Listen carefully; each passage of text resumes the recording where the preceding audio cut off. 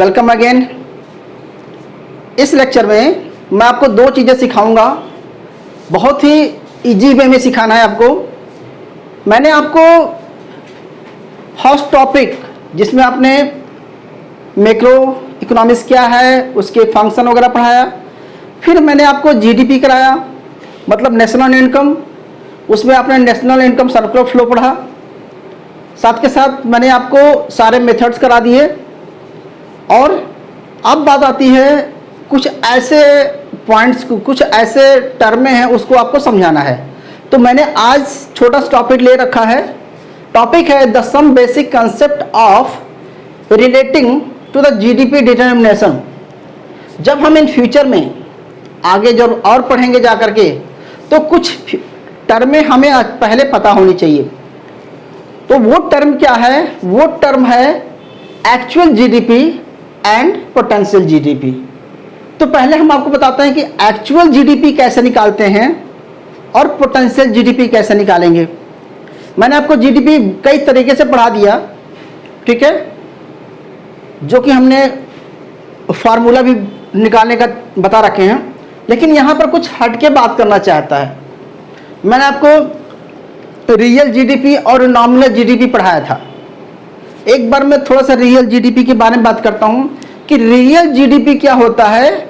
Major eight ए base year price, जो already government या कोई इंस्टीट्यूशन डिसाइड कर लेता है कि एक पर्टिकुलर ईयर के बेस पर हम बेस ईयर प्राइस निकालेंगे। बेस ईयर के प्राइस पे जब हम जीडीपी फाइंड करते हैं तो वो रियल जीडीपी होता है। और करंट मार्केट प्राइस पर हम जब जीडीपी को फाइंड करते हैं तो वो हमारा नॉमिनल जीडीपी होता है। इसको हम लास्ट क्लास में करा चुके हैं। अभी आपको यहाँ पर मैं ये बताना चाहता हूँ कि जो रियल एक्चुअल जीडीपी और पोटेंशियल जीडीपी है क्या। ध्यान से समझना, कंसेप्ट थोड़ा सा लगेगा डिफरेंट, बाकी एक्चुअल लगेगा। देखो एक्चुअल, हमने क्या बोला वर्ड? एक्चुअल। जो है, जो करंट में है वही एक्चुअल है। और एक्चुअल क्या? Actual production, goods and services की एक्चुअल जो कंडीशन है पूरी इकोनॉमी में, करंट में, जो करंट मार्केट पे करंट जो जीडीपी फाइंड करते हैं फाइनल गुड्स एंड सर्विसेज का, उसे क्या बोलते हैं? मार्केट वैल्यू पर। उसे ही हम बोलेंगे क्या बेटा? Actual GDP. So actual GDP को सिंपल हम डिफाइन करेंगे कि जो एक्चुअल जीडीपी है उसका मैंने एक डिफिनेशन दिया है कि एक्चुअल लेवल ऑफ आउटपुट। क्या बोला आपको मैंने? Level of output in a economy, whole economy. और इकोनॉमी में आपको बताया था कि विद इन कंट्री की बात कर रहे हैं, विद इन स्पेसिफिक ईयर की बात कर रहे हैं, फाइनल गुड्स की बात कर रहे हैं, और फुली यूटिलाइज्ड ऑफ रिसोर्स की बात कर रहे हैं। जब हम फुल यूटिलाइजेशन ऑफ रिसोर्स करते हैं, मतलब एक लेवल पर, तो वो एक्चुअल जीडीपी होता है। यानी कि जो हमारा एक्चुअल है वो इन इकोनॉमी में। ओके, तो हम इस एक्चुअल जीडीपी को हमने क्या है, सिंपल वाई से डिनोट करेंगे। सिंपल वाई से एक्चुअल जीडीपी को हम वाई से डिनोट करेंगे, ठीक है। अब दूसरा बताता हूं, पोटेंशियल जीडीपी क्या होता है। ध्यान समझना, अभी समझ में आ जाएगा। जो पोटेंशियल जीडीपी है वो क्या है? एक्सपेक्टेड है। क्या है? एक्सपेक्टेड। जो आप एक्सपेक्ट करते हैं कि हमारा इतना जीडीपी आएगा। लेवल ऑफ आउटपुट, मतलब लेवल ऑफ आउटपुट क्या? Expected level of output. All resources full utilise. जब हम पूरे रिसोर्स को फुली यूटिलाइज्ड करते हैं, क्लियर? जब पूरे रिसोर्स को हम फुली यूटिलाइज कर करके एक फ्यूचर की बात कर रहे हैं। अब दो तरीके से आपको समझाता हूं, समझाने के लिए एग्जांपल ढूंढा हूं। मान के चलो एज्यूम करो कि आप ये सोचते हैं कि आपका मार्क्स, अगर मैं बहुत अच्छी तैयारी करूंगी तो जब अपनी पूरी कैपेसिटी से आप एग्जाम की तैयारी करते हैं तो आपने सोचा ये कि मैं फ्यूचर में 90% मार्क्स मेरे आएंगे, ठीक है। आपने 90% एक्सपेक्टेशन है आपकी, कब है? जब आप रिसोर्सेस फुल यूटिलाइजेशन की, मतलब बुक्स, मटेरियल्स सब कुछ अच्छे से यूज करके, मतलब पढ़ करके और अपने टाइम का मैनेजमेंट करके, अपनी प्लानिंग करके आप 90% टारगेट रखे हैं। लेकिन ये क्या है? ये आपकी एक्सपेक्टेशन है, एक्सपेक्टेड है कि हमें इतने मार्क्स चाहिए, ठीक है। एक्सपेक्टेड है आपका 90% मार्क्स है। लेकिन अगर आपका मार्क्स 80 आता है, कितना आ गया आपका मार्क्स? 80 आ गया, 80/100 आ गया, तो ये 80/100 है क्या? It is actual. तो एक्चुअल का मतलब जो रियल में आया, और एक्सपेक्टेड यानी कि पोटेंशियल, यानी कि जो फ्यूचर में आपको टारगेट था। तो जो टारगेट होता है वो एक्सपेक्टेड जीडीपी टारगेट होता है, कि अगर हम ये टारगेट मान के चलते हैं, मैं ये मान के चलता हूं कि आप अपनी कंट्री में जीडीपी का टारगेट 8% रखते हैं। एक्चुअल जीडीपी टारगेट दर 8%, लेकिन साल के बाद में जब गवर्नमेंट डेटा एनालिसिस करती है, प्लानिंग कमीशन या सीएसओ, तो वो कहती है कि हमारी कंट्री का जीडीपी 7% आया। तो अगर 8% मिल जाता तो जितना हम टारगेट था, जो हमारा एक्सपेक्टेड था, जो हमारा पोटेंशियल जीडीपी था, उतना ही आता, तो कोई गैप नहीं था। यानी कि गैप, अब आपको पढ़ाता हूं गैप क्या है। तो दो चीज समझ गए होंगे कि, दोबारा से रिपीट कर रहा हूं कि एक्चुअल जीडीपी में क्या करेंगे आप? Actual level of output economy, और पोटेंशियल जीडीपी में expected level of output in economy when all resources full utilise. इतना आपको क्लियर हुआ होगा। लेकिन अगर ये दोनों इक्वल नहीं आते, जितना हमारा टारगेट है उससे कम आता है, जैसे आपको बताया कि आपका 90% का टारगेट था लेकिन आपका 80% आ गया, तो 10% का गैप आ गया, तो ये गैप क्या है? पॉजिटिव है या निगेटिव है? मतलब अभी यहां पर पॉजिटिव गैप है, क्योंकि आपके पास बढ़ाने का समय है, आप उसको बढ़ा सकते हैं। तो पॉजिटिव वे का मतलब यहां पर है इकोनॉमी से है कि जीडीपी अभी 8-7% है यार, हमें 10% तक जीडीपी ले जाना है, तो ये पॉजिटिव गैप हो जाएगा। लेकिन एक लेवल के बाद अगर उससे ज्यादा लेवल यूटिलाइजेशन करेंगे रिसोर्स का, तो इकोनॉमी में ह्रास होगा। तो देखो, दो तरह के आपको गैप पढ़ने हैं। तो पहले लिखिए जीडीपी गैप, लेकिन इसके पहले हमने आपको बताया कि इस वाई को, इस पोटेंशियल जीडीपी को हम वाई स्टार लगाते हैं, ठीक है, वाई स्टार। तो यानी कि पोटेंशियल जीडीपी का मतलब वाई स्टार है और एक्चुअल जीडीपी का मतलब वाई है। अब जीडीपी गैप निकालेंगे तो क्या लिखेंगे आप? GDP gap is equal to, क्या लिखेंगे बेटा? इन दोनों का gap Y star minus Y, यानी कि there is a gap of potential GDP minus actual GDP के गैप को हम जीडीपी गैप बोलते हैं। इतना समझ लेना। अब ये गैप दो तरीके का हो सकता है। अगर जब तो ये दोनों इक्वल हो जाएंगे, जीडीपी गैप 0 हो जाएगा। 0 कब होगा? जब आपकी इकोनॉमी में actual GDP is equal to या potential GDP is equal to potential GDP. अगर दोनों इक्वल हैं तो कोई गैप नहीं है। इसका मतलब इकोनॉमी बेटर तरीके से रन कर रही है। जो गवर्नमेंट का टारगेट है, जो जीडीपी का टारगेट है, वो टारगेट हमें मिल रहा है। लेकिन कभी ऐसा होता नहीं है। इसका मिलने का मतलब है कि एग्रीगेट डिमांड और एग्रीगेट सप्लाई बराबर है, लेकिन ये इक्वल नहीं आता, तो गैप आ जाता है। तो आप देखिए दो तरह के गैप पढ़ने हैं। एक तो आपको पढ़ना है पॉजिटिव गैप। पॉजिटिव गैप, जब हम पॉजिटिव गैप की बात करेंगे तो लिखेंगे कि जो वो पोटेंशियल जीडीपी है, क्या है पॉजिटिव गैप, जो पोटेंशियल जीडीपी यानी कि Y star is greater than Y, तो इसका मतलब हुआ there is a positive gap. अभी आपको बताएंगे कि पॉजिटिव गैप क्यों है, ठीक है। और जब यानी कि यहां पर क्या हुआ कि अभी और भी यूटिलाइजेशन करने की रिसोर्स की जरूरत है, यानी कि हम यहां पर अभी फुल यूटिलाइजेशन रिसोर्स नहीं करे हैं।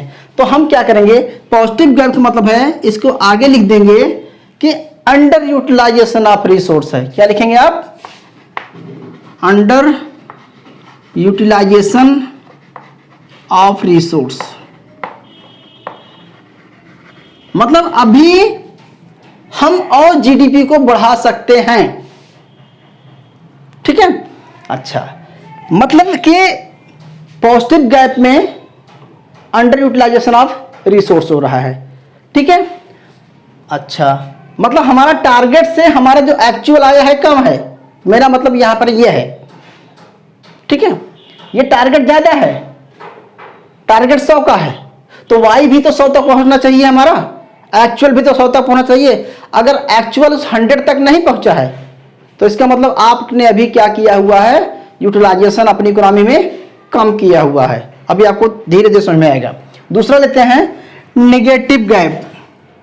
निगेटिव गैप का मतलब होता है निगेटिव जीडीपी गैप। इसका मतलब होता है कि y is greater then y star, यानी कि actual GDP is greater then potential GDP. Actual GDP is greater then potential GDP. तो इसको बोलेंगे हम, यहां पर हम क्या कर रहे हैं कि y हमारा जो एक्चुअल टारगेट था, जैसे आपको 90% था, आपका 100 आ गया, एक एग्जांपल के तौर पर बताया था। तो कहने का मतलब है कि यहां पर क्या होगा कि आपने ज्यादा से ज्यादा फैक्टर को यूटिलाइजेशन किया, ओवर यूटिलाइजेशन हो जाएगा। इसे बोलेंगे आप ओवर यूटिलाइजेशन ऑफ रिसोर्स, ठीक है। ये तीन चीजें आपको समझना है। गैप को जानना जरूरी है, और गैप के बाद फिर गैप अगर 0 है तो न तो इन्फ्लेशन है और न तो रिसेशन है। लेकिन ध्यान समझना, अगर आपका पॉजिटिव गैप है, कौन सा गैप है, पॉजिटिव गैप है, जब पॉजिटिव गैप रहेगा तो इसे बोलेंगे रिसेशनरी गैप। एक वर्ड मैंने लिख रखा है, जब पॉजिटिव गैप रहेगा तो हम इसे बोलेंगे रिसेशनरी गैप, यानी कि गैप क्या है, रिसेशन है। यानी कि जितना हमें y चाहिए, जितना हमें y चाहिए एक्चुअल, उससे y कम है, ठीक है। और दूसरा होता है इन्फ्लेशनरी गैप। इन्फ्लेशनरी गैप का मतलब होता है कि जितना हमें ओवर यूटिलाइजेशन, मतलब हमारी कंट्री में जो y है वो क्या हो रहा है, एक्चुअल ज्यादा है y से। तो 3 टर्में आपको जानना जरूरी है कि जीडीपी गैप क्या है। जब जीडीपी गैप आपको पता चल जाएगा, ठीक है, तो 2 तरह के गैप निकालने हैं आपको, पॉजिटिव गैप और निगेटिव गैप। पॉजिटिव गैप में potential GDP greater than actual GDP, और इसी पॉजिटिव गैप को हम कहते हैं रिसेशनरी गैप, जिसे हम पॉजिटिव गैप या रिसेशनरी गैप बोलते हैं। और जो निगेटिव गैप जीडीपी है यानी कि जिसे हम actual GDP is greater then potential GDP. इस गैप को ओवर यूटिलाइजेशन ऑफ रिसोर्स हो रहा है, यानी कि इस गैप को हम इन्फ्लेशनरी गैप बोलते हैं।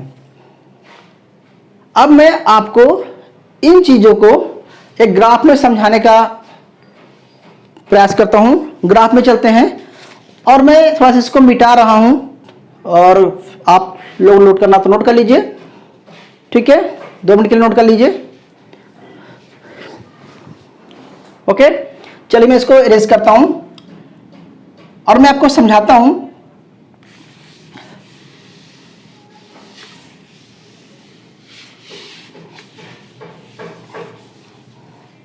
हालांकि आपकी बुक्स में शायद ना एग्जाम्पल मिले, समझाता हूं आपको। हालांकि अभी हम इसको आगे पढ़ेंगे चल करके, लेकिन आपको समझाने के लिए मैं एग्जाम्पल ढूंढ रहा हूं। देखो बेटा, हम यहां पर लिखते हैं जीडीपी, ठीक है, और हमारा जो एक्सपेक्टेड जीडीपी है, मान के चलो ये है, स्टार है, ठीक है, नहीं, ये स्टार यहां पर है, वाई यहां पर है, ठीक है। मैं बताता हूं, ये आपका एग्रीगेट सप्लाई है और ये आपका एग्रीगेट डिमांड है, ठीक है। तो यानी कि इस पॉइंट पर क्या हो रहा है, इस पॉइंट पे एक्चुअल जीडीपी और पोटेंशियल जीडीपी इक्वल हो रहा है, ध्यान समझना। लेकिन अगर ये एडी बढ़ जाता है, एडी इंक्रीज हो जाता है, तो इस पॉइंट पर ये क्या है, इतना जो गैप है, इस गैप को हम बोलते हैं रिसेशनरी गैप। इसको हम रिसेशनरी गैप बोलेंगे। क्यों बोलेंगे? क्योंकि हमारे इकोनॉमी में डिमांड इतनी है और सप्लाई कितनी है, सिर्फ इतनी है। मतलब इस पॉइंट तक सप्लाई है, इतना क्या है, डिमांड ज्यादा है। यानी कि मार्केट में जब सप्लाई, मैं दूसरे तरीके से समझाना चाहता था आपको, कहने का मतलब है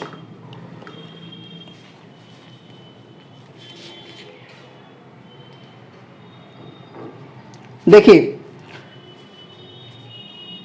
मैं आपसे कहना चाहता था कि ये हमारा इक्विलिब्रियम पॉइंट है, इस पर इकोनॉमी इक्विलिब्रियम है। लेकिन अगर हमारा डिमांड इतनी है और मार्केट में सप्लाई सिर्फ इतनी है, तो क्या होगा? मतलब हमारी कंट्री में क्या हो रहा है कि देखो, ध्यान समझना, कि सप्लाई अगर इतनी है लेकिन हमारी कंट्री में डिमांड सिर्फ इस पॉइंट पर इतनी है। हालांकि अब अभी मैं ये चीज आप लोगों को समझाया नहीं हूं, तो थोड़ा सा आपको ओट लग रहा होगा। मैं दूसरा एग्जांपल लेता हूं, उसमें समझाता हूं, क्योंकि अभी हम इसको पढ़े नहीं हैं तो आपको समझाने में, समझने में थोड़ा प्रॉब्लम लगेगी। दूसरा एग्जांपल से ये है, आपने ये चीज तो शायद देखा होगा। मान के चलो ये एक लेबल है, इसे बोलते हैं पोटेंशियल जीडीपी।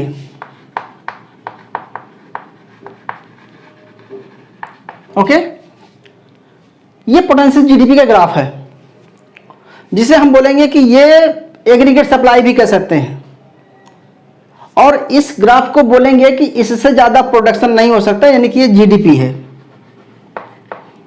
ठीक है। और दूसरा होता है, ये एक्चुअल जीडीपी है, ठीक है। तो देखो, हम ये कहना चाहते हैं, मान के चलो हम इस पॉइंट को लेते हैं। जब इस पॉइंट पे हैं तो मार्केट में क्या है, यहां पर इस मार्केट में पीक है, जैसे आपको स्टार्टिंग में पढ़ाए थे, ये पीक सिचुएशन है। यानी कि डिमांड इतनी है, क्या है यहां पर, एग्रीगेट डिमांड इतनी है, लेकिन हमारे कंट्री में सप्लाई कितनी है, हमारी कंट्री में यानी कि वाई कितना है, हमारी कंट्री में सिर्फ वाई इतना है, यानी कि एग्रीगेट सप्लाई इतनी है, क्योंकि इससे ज़्यादा प्रोडक्शन, इस लेवल से ज़्यादा प्रोडक्शन नहीं हो सकता। मैक्सिमम यूज़ करेंगे तो इतना हो सकता है, तो ये हमारा मैक्सिमम प्रोडक्शन है। लेकिन मार्केट में डिमांड कितनी है, इतनी है। तो यानी कि जब एक्चुअल ज़्यादा है किससे, पोटेंशियल से, तो क्या निकलेगा, इसे बोलेंगे हम इन्फ्लेशनरी गैप। क्या बोलेंगे, इन्फ्लेशनरी गैप। और जब हम अगर इस पॉइंट पे आते हैं, इस पॉइंट पे, तो यहां पर क्या हो रहा है, देखिए यहां पर सप्लाई तो ज्यादा हो गई, सप्लाई ज्यादा है, और यहां पर डिमांड क्या है, कम हो गई है। तो इस पॉइंट को बोलेंगे रिसेशनरी गैप। क्या बोलेंगे इसे आप, रिसेशनरी गैप। देखो क्योंकि इकोनॉमी नीचे आ रही है तो इसे बोलेंगे रिसेशंस, और इसे बोलेंगे इन्फ्लेशन। ठीक है, तो ये इन्फ्लेशनरी और रिसेशनरी गैप इस तरह से होते हैं। तो मेन पॉइंट्स मेरा यहां पर ये निकला कि actual GDP, actual level of output, और potential GDP, expected level of output, इन दोनों के गैप को जीडीपी गैप बोलते हैं। अगर आपका एक्चुअल ज्यादा होगा पोटेंशियल से तो इन्फ्लेशनरी वो बोलेंगे, और अगर पोटेंशियल ज्यादा होगा एक्चुअल से तो इसे अंडर यूटिलाइजेशन, मतलब इसे हम पॉजिटिव गैप बोलेंगे। ठीक है, और इन्फ्लेशनरी रिसेशनरी गैप समझ में आ गया होगा। डायग्राम आपके हेल्प